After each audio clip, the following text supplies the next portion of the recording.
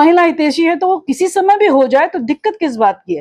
कांग्रेस की टोटली जो है वो विपरीत विचारधारा, महिलाओं को कहीं पे भी सशक्त करने की विचारधारा नहीं है। और आने वाले वक्त चाहे वो 27 का होगा, 29 का होगा, या जब जब आधी आबादी को आपको सबक सिखाने का मौका मिलेगा तो आधी आबादी आपको जरूर सबक सिखाएगी।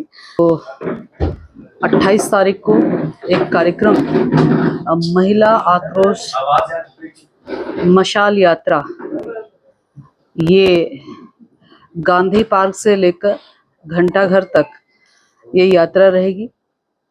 और ये आक्रोश यात्रा पूरी तरीके से उन विपक्षी दलों को जिन्होंने नारी शक्ति बंधन अधिनियम के विरोध में, उसको लागू न होने देने के पक्ष में जिन्होंने मतदान किया, उनके विरुद्ध महिलाओं का जो आक्रोश है, ये यात्रा उस भावना को उन तक पहुंचाने की है कि आधी आबादी आपके इस नारी शक्ति बंधन अधिनियम के विरोध करने में आक्रोश भी व्यक्त करती है, निंदा भी करती है, और निश्चित रूप से समय आने के उपरांत में यही आधी आबादी इन विपक्षी दलों को, जिसमें कांग्रेस से लेके, सपा से लेके, टीएमसी से लेके डीएमके, जो इंडी गठबंधन है, उसको ये मैसेज करने में कि आपसे एक निंदनीय कार्य जो हुआ है वो पूरी तरीके से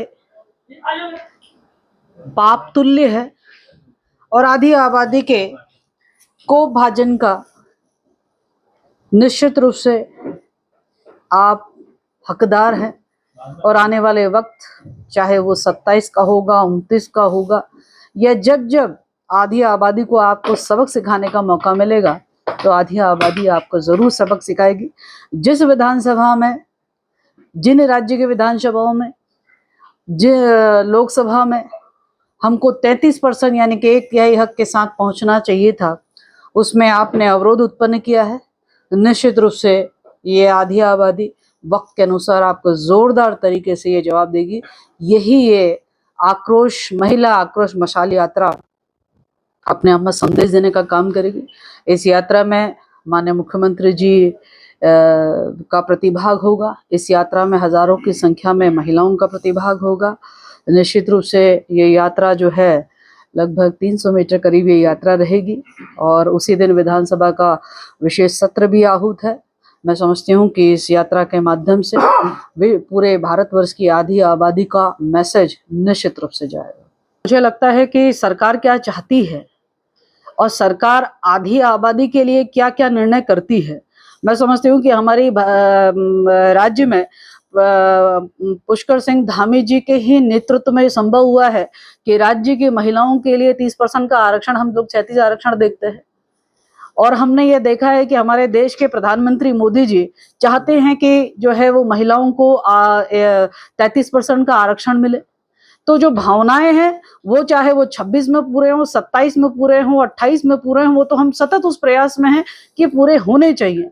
राज्य के निहित वो किया जा चुका है और लोकसभा के निहित जो हो जाना चाहिए था उसमें हमने विपक्ष की, कांग्रेस की, अन्य दलों की भूमिका देखी, जिनके कारण से जो है ये बिल गिर गया और जिसके कारण से जो 2029 से लागू होना था वो नहीं हो पाया, जो कि बहुत दुर्भाग्यपूर्ण रहा। जो कांग्रेस ये कह रही है कि उसे 2024 में लागू हो जाना चाहिए, जो कांग्रेस ने सर्व समर्थन से और सारी पार्टियों ने पूरे समर्थन के साथ में, मैं समझती हूँ राज्यसभा में भी और लोकसभा में सर्वसहमति के साथ में महिला आरक्षण बिल जो है वो पास हुआ। और तो जब पास हुआ तो निश्चित रूप से ये क्यों नहीं कहा गया कि उसे 24 से लागू कर दिया जाए, ये क्यों नहीं कहा गया कि उसे 27 से लागू कर दिया जाए।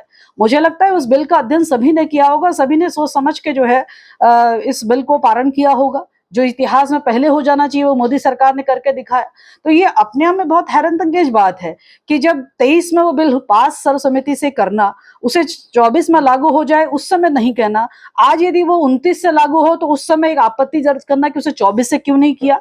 ये मुझे लगता है कि कांग्रेस की और कांग्रेस अलाइड जो गठबंधन है, एनडी गठबंधन है, वो वैचारिक रूप से जो है वो महिला विरोधी विचार रखते हैं। और मुझे लगता है कि शायद वो अपनी आरक्षण को प्राप्त किया कि हमेशा उन्हीं का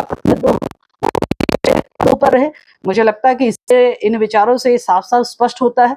तो ये कहना कि उसे 27 से कर लिया जाए, उसे 24 से कर लिया जाए, चलिए 24 चला गया, अब 27 से कर लिया जाए, तो फिर आपने बिल क्यों, आपने वो गिराने का काम किया, आपने ऐसा पक्ष कहाँ रखा। और मुझे लगता है यदि 29 से हो जाए तो क्या दिक्कत है, यदि हम महिला हितैषी है तो वो किसी समय भी हो जाए तो दिक्कत किस बात की है। जबकि 50% जो है बराबर सीटों में बढ़ोतरी हो रही थी।